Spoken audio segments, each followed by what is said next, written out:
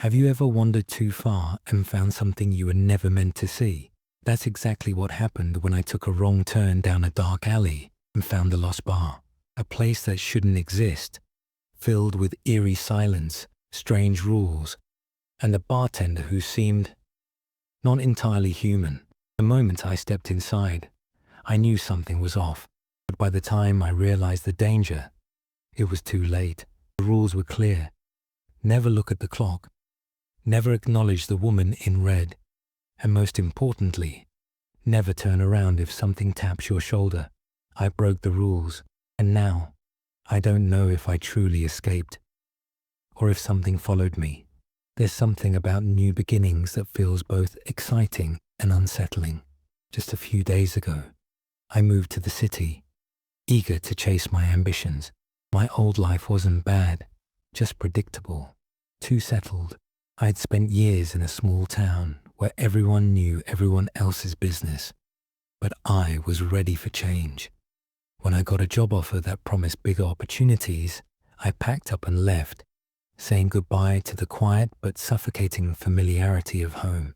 My new apartment was small and wedged between towering buildings that seemed to press down on me. Though I was alone, the city's constant hum filled the silence. Cars honking, people chattering, life moving all around me. On my third night, some colleagues invited me out. It was the perfect chance to loosen up, to make friends.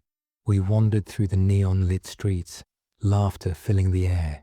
Chris, the loud one, cracked jokes. Eleanor had a sharp wit.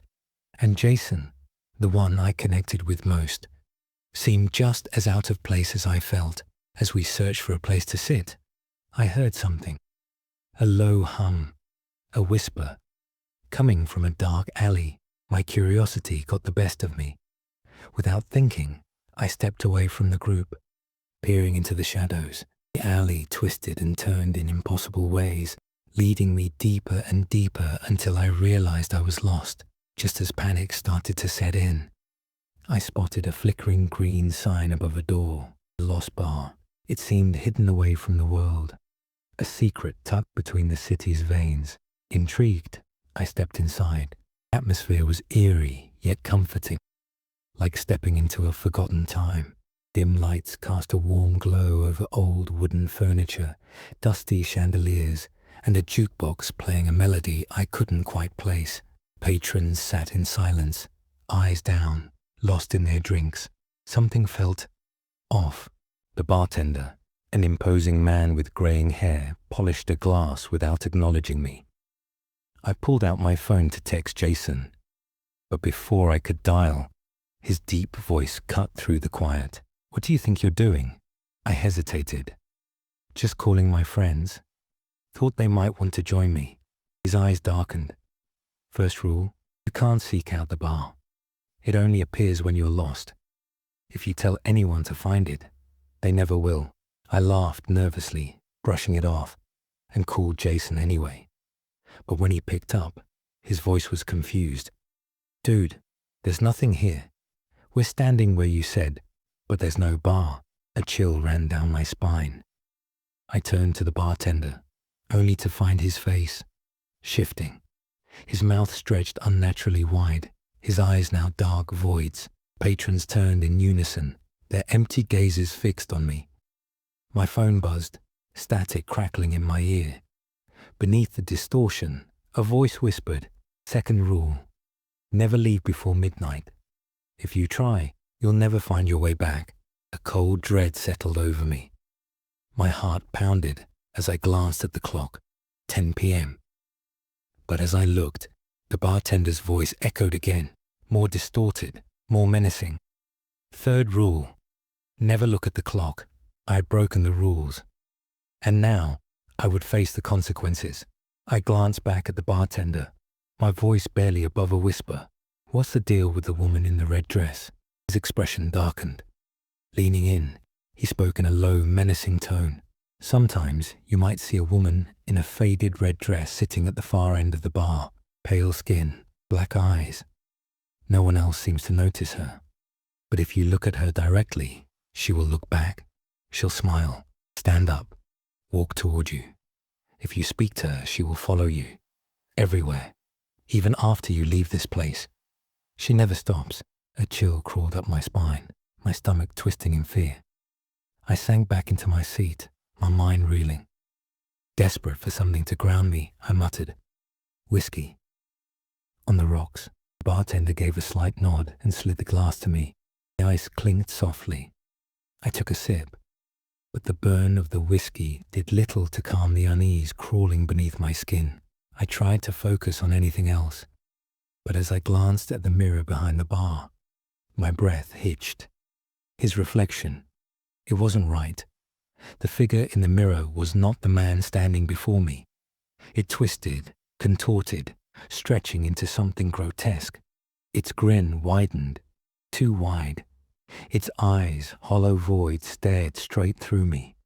My pulse thundered in my ears. "Don't speak."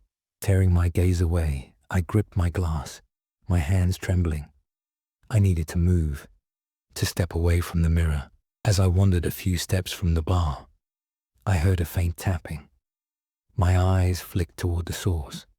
An old man sat hunched at the bar, his wide-brimmed hat casting deep shadows over his face. He didn't move, didn't speak. My heart pounded as I remembered the rule. If an old man sits next to you, offer him a drink. Without hesitation, I rushed back. "What would you like to drink?" My voice wavered. Silence. Then he turned toward me. His face, hollow sockets where his eyes should have been. His mouth opened, but no words came out. Instead, a distant scream echoed through the room, rising in intensity. Panic surged through me, but I reacted fast. I slid my whiskey glass toward him. The screaming stopped. The man turned back to the bar, unmoving. Around me, the other patrons remained unchanged, as if the event had never happened. I needed to leave. Midnight was close. I pulled out my phone to check the time, but the screen was black. No response. "What time is it?" I croaked. The bartender met my gaze. "Good. You followed the rule." A pause. "It's 11:30. Relief flooded me. 30 more minutes. I could survive this. Then, out of the corner of my eye, I saw her. At the far end of the bar, almost hidden in the shadows, a woman in the red dress. My fingers clenched around my glass as my heart pounded in my chest. I stared straight ahead, not daring to acknowledge her, but I could feel it. The weight of her gaze pressing down on me, thickening the air. I didn't turn my head, didn't let my eyes drift toward her.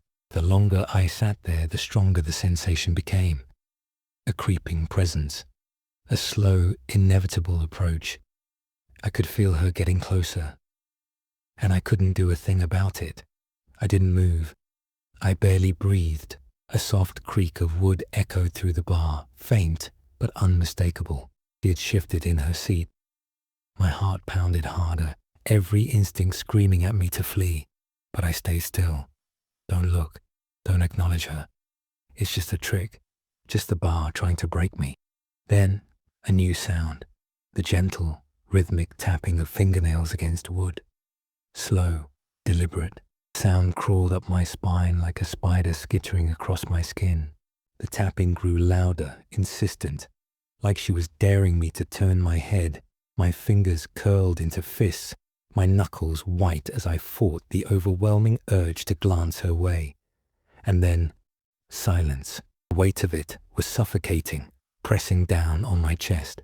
For a moment, I thought she was gone. But then, "Would you like to dance?" The voice was smooth, velvety, but something about it was wrong. Too soft, too inviting, like a predator luring its prey. My blood turned to ice. I didn't move. I didn't respond. I couldn't. The air around me grew colder, her presence creeping closer, suffocating. I could feel her breath on the back of my neck, icy and unnatural. The bar blurred around me. It was just me and her now, caught in an unbearable tension. Then, just as suddenly as it had come, the feeling vanished. I blinked, my body still trembling, the oppressive energy dissipating into the air. She was gone. I didn't need to look to know. The bartender stepped forward, his expression as unreadable as ever. Good, he murmured. You didn't break the rule. I could only nod, my mind still reeling. Before I could gather myself, the bartender leaned in again.